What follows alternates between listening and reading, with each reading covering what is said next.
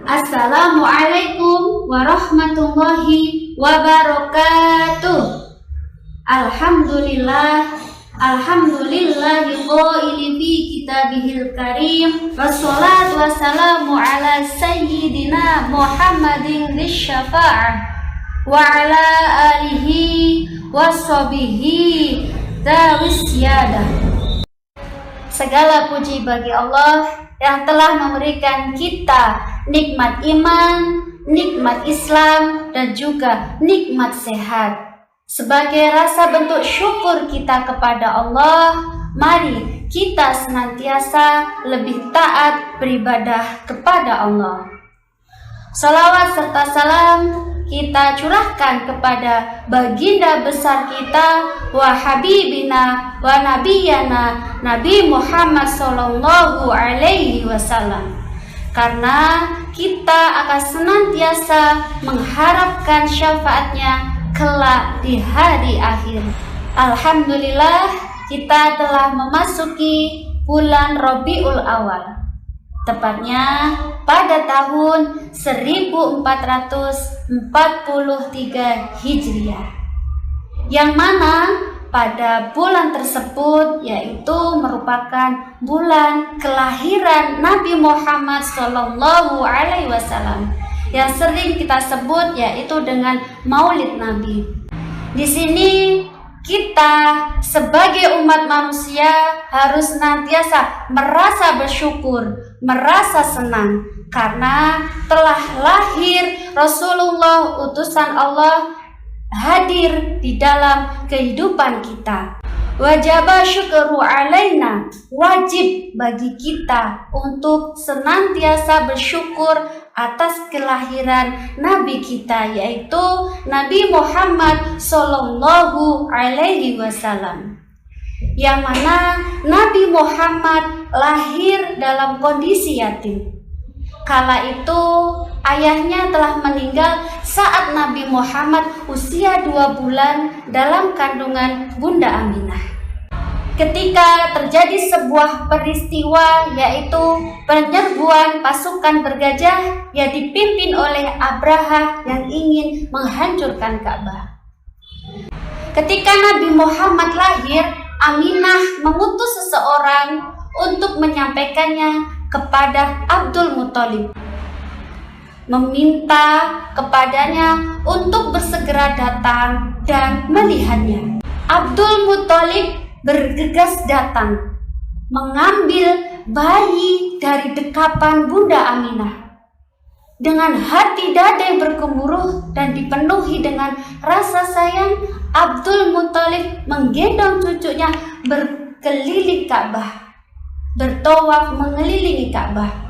Lalu Abdul Muthalib menyampaikan bahwasannya cucu yang dilahirkan ini adalah sebagai bentuk rasa rindunya kepada Abdullah. Dengan lahirnya cucu tersebut, maka terobatilah rasa kerindunya kepada Abdullah, dan sebagai ganti Abdullah. Kala itu Abdul Muthalib menyampaikan bahwasanya cucu tersebut dinamakan Muhammad. Setelah Abdul Muthalib bertawaf, lalu Abdul Muthalib mengutus seseorang untuk menyembelih unta dan meminta masyarakat Quraisy untuk makan bersama di rumahnya. Mengapa di bulan Rabiul Awal ini kita di sekolah mengambil tema yaitu berbagi bersama? Karena sebagai bentuk rasa syukur kita, kecintaan kita, lahirnya Nabi Muhammad. Ketika orang-orang datang ke rumah Abdul Muthalib, lalu orang Quraisy tadi bertanya, "Siapa nama cucumu Abdul Muthalib?" Abdul Muthalib menyampaikan, "Muhammad." Banyak orang Quraisy yang tidak setuju ketika diberikan nama Muhammad. "Kenapa engkau berikan nama Muhammad?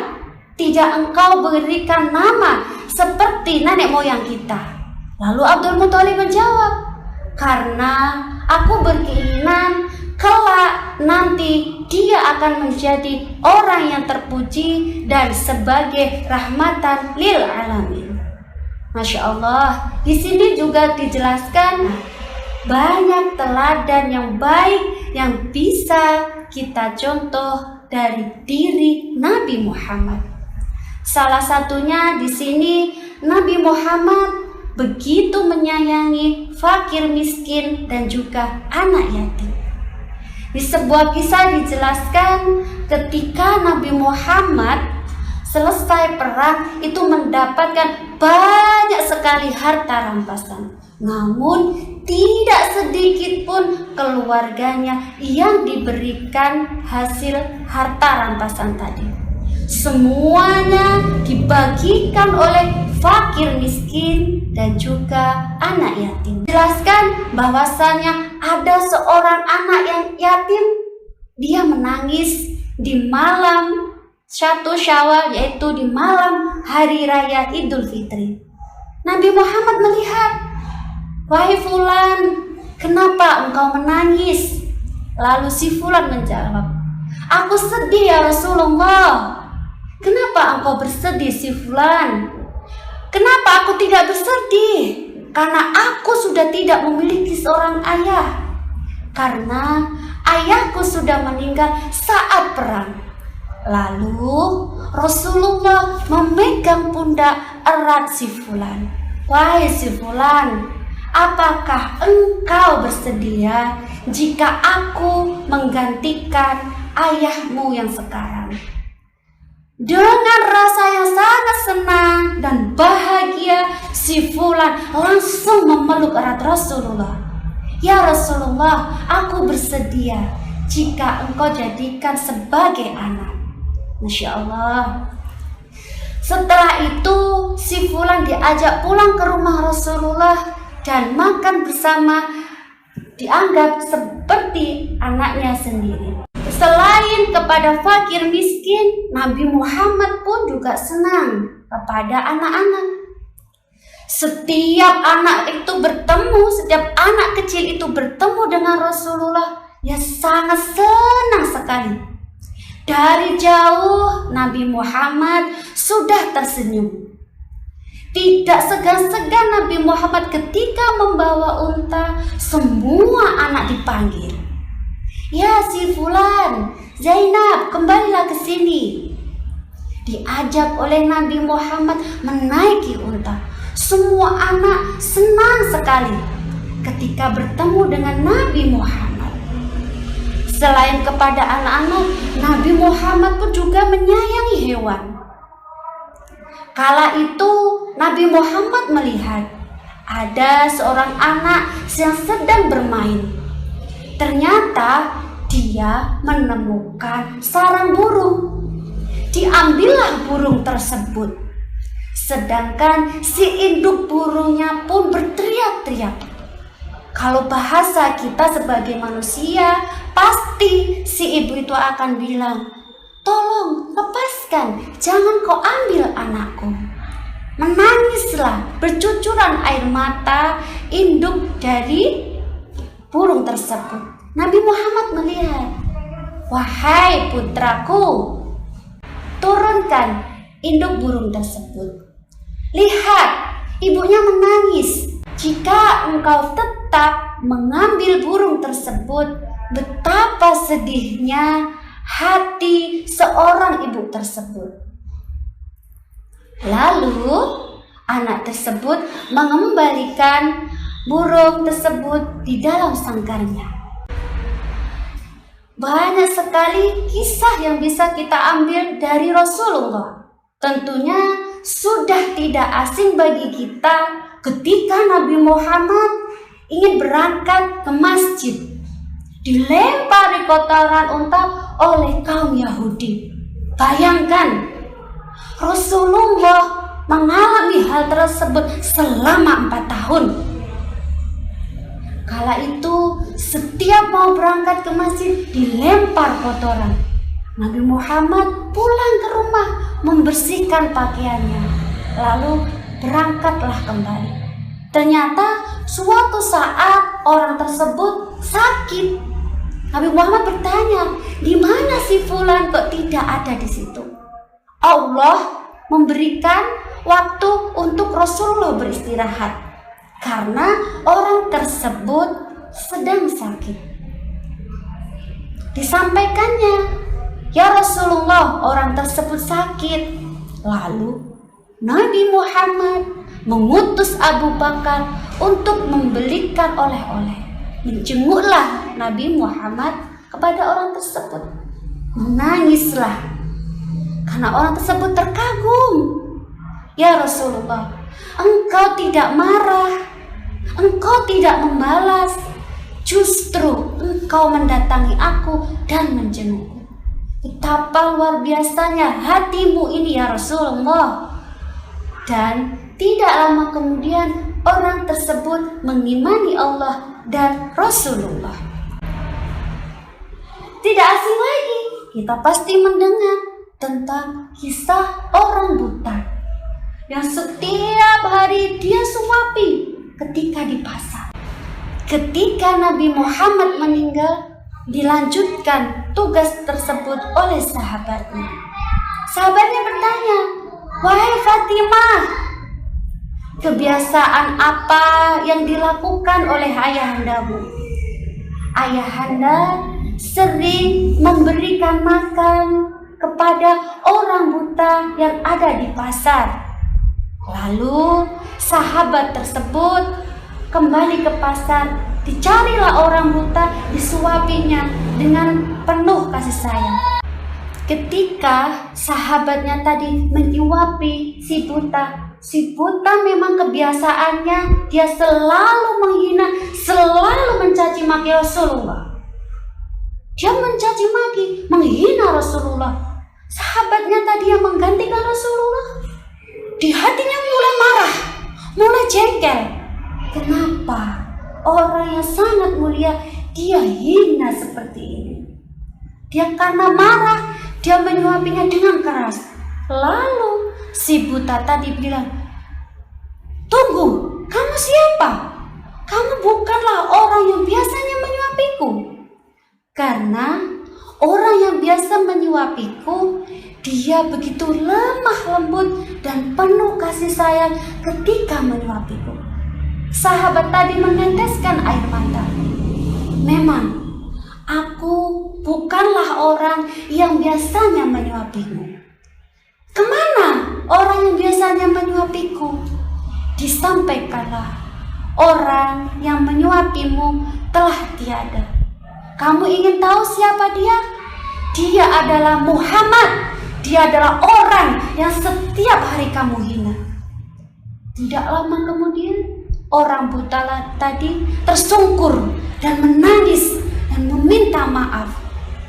Di sini dia menangis terseduh-seduh, meminta maaf dan menyesali perbuatannya.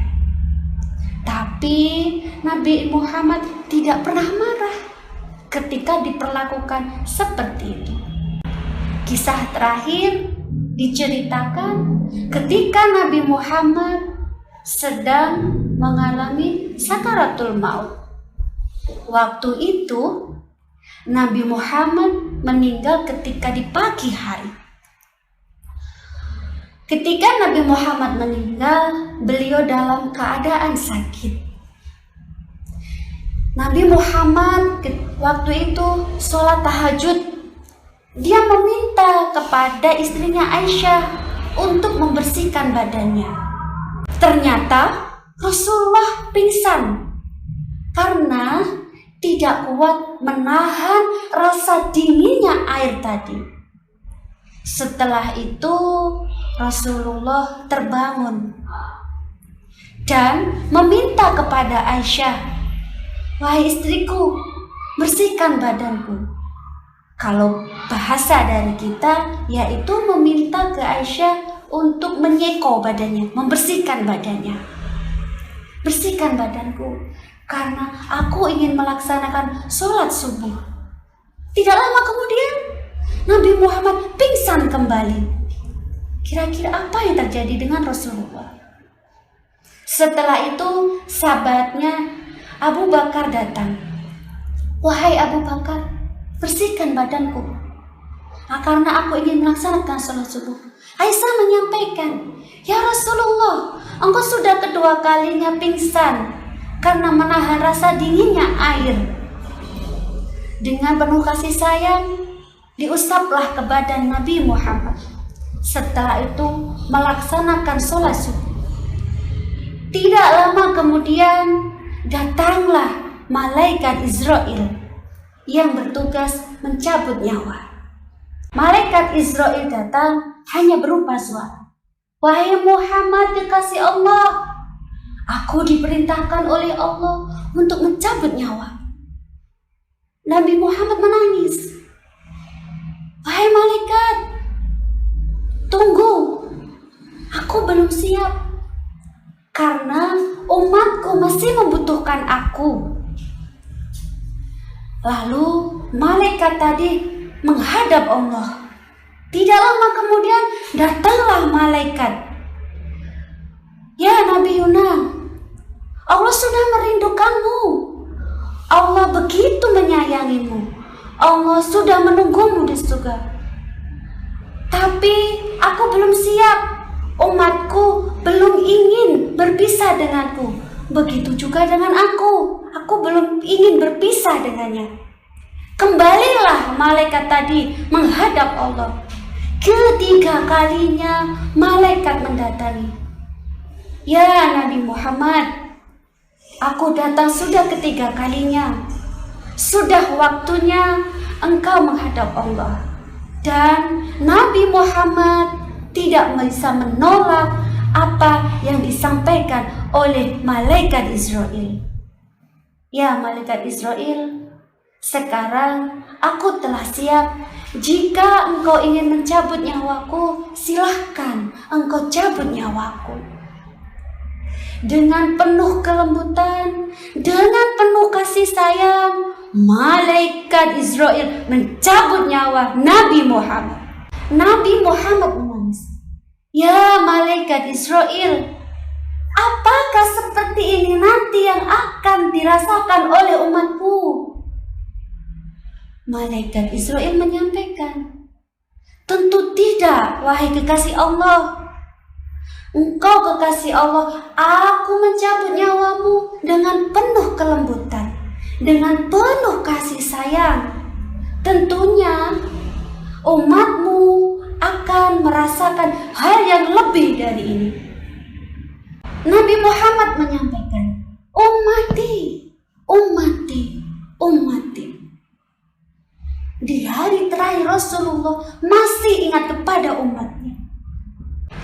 Nabi Muhammad menyampaikan, "Jika umatku masih merasakan sakitnya sakaratul maut seperti ini, maka limpahkan semua rasa sakit tersebut kepadaku." Masya Allah, hanya inilah satu-satunya pemimpin yang berani menanggung rasa sakit umatnya, yaitu Nabi kita, Nabi Muhammad Sallallahu Alaihi Wasallam. Disampaikanlah apa yang menjadi keinginan Nabi Muhammad kepada Allah, dan Allah pun mengabulkan keinginan Nabi Muhammad.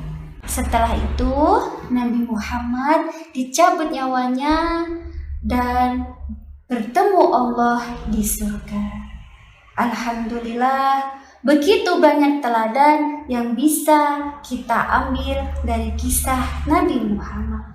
Dengan kita mempelajari setiap peristiwa-peristiwa, setiap kisah Nabi Muhammad, semoga semakin menambah kecintaan kita kepada Nabi Muhammad Sallallahu Alaihi Wasallam. Dari Ustadzah, kurang lebihnya mohon maaf. Wabillahi taufiq wal hidayah. Wassalamualaikum warahmatullahi wabarakatuh.